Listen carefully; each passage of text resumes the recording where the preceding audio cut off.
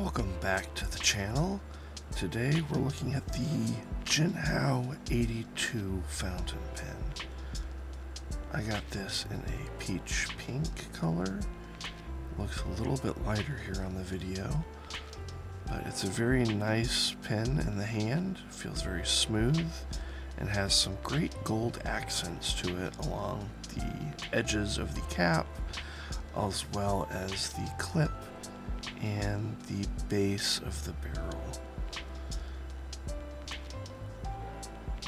It's a very smooth barrel, very smooth pen overall, but it does feel a little light in the hand compared to something like the Lamy All-Star, which is the pen I am probably most used to using. But let me set up the weight here and show you that it is about 19 grams without any ink in it. And it has a screw off cap, weighs about 8.30 grams, and the pen itself weighs about 10.5. So if you post it, once again, you're going back to that like 19 gram mark. Now again, with ounces, that's going to be somewhere around half an ounce.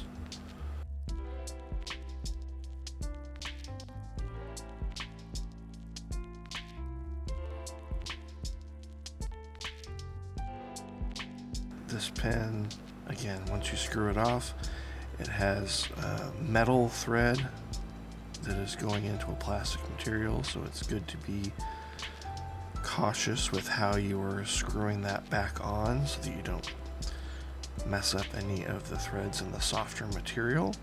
And it comes with this converter that's a standard piston converter.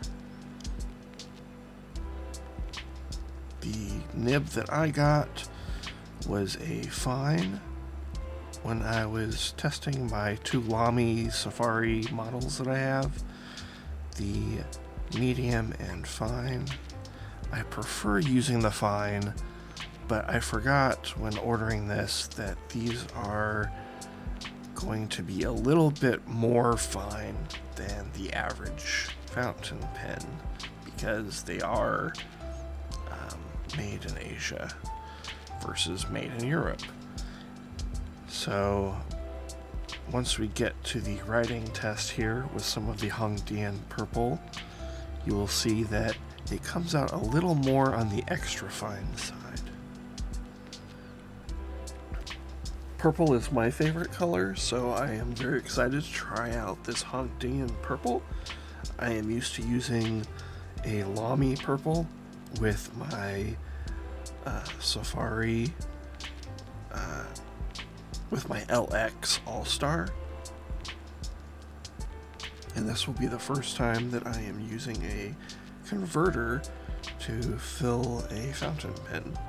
So exciting that I get to have this on camera.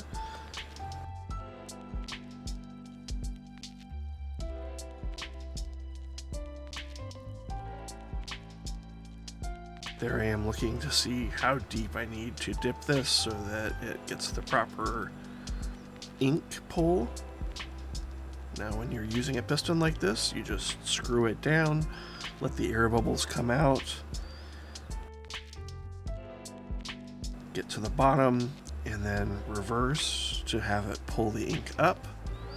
You can see that there is a gap of air in there, so you just repeat the process. And you continue doing that until it is basically full. For me, that was just having to do it twice. Sometimes you do have to do it 3 times, depending on how well the converter is sealed and sat within the fountain pen barrel itself.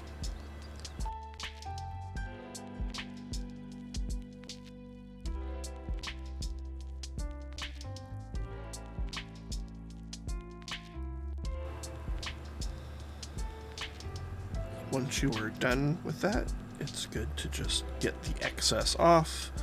Make sure that you don't get a ton all over your hands, which I was somewhat successful at here. I did get it on my fingers, but did an okay job not getting it just everywhere.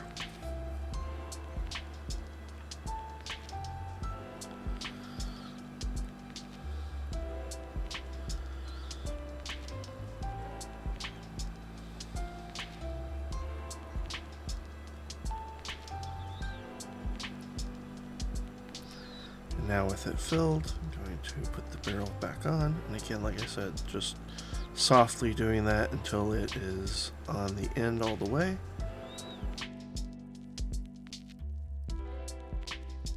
And now I'm getting out my Studio Neat notebook, which has paper that is pretty smooth to write on.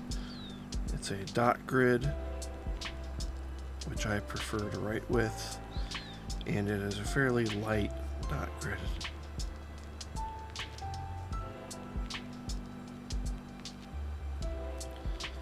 One of the things that I do like about the Lamy Safari is that it does have a kind of tri-grip that forces your hands into holding it so that as you write, its nib is already positioned to come out with the best ink flow that is possible. This pen has a just round barrel, which I know a lot of people probably prefer because it doesn't force your hand to hold it in any certain way.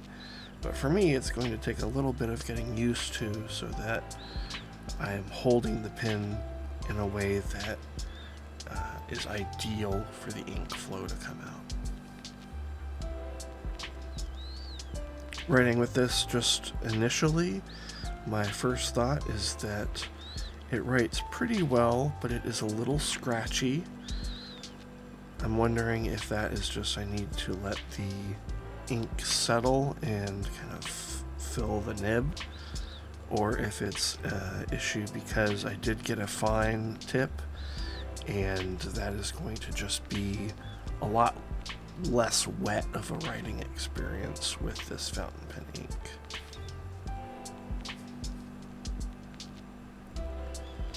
Overall, I think that if I were to do this again, I would probably get the medium,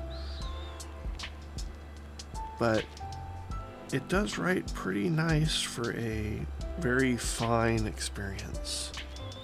So maybe this will be the one that I use for like a pocket notebook and keep on me as an everyday carry, since it would be writing as a much smaller size without as much ink coming out of the pen or bleeding through the pages, especially since the pocket notebooks that I usually carry are probably on a little bit of the cheaper side, so the ink would kind of fill the page a little bit more, bleed through.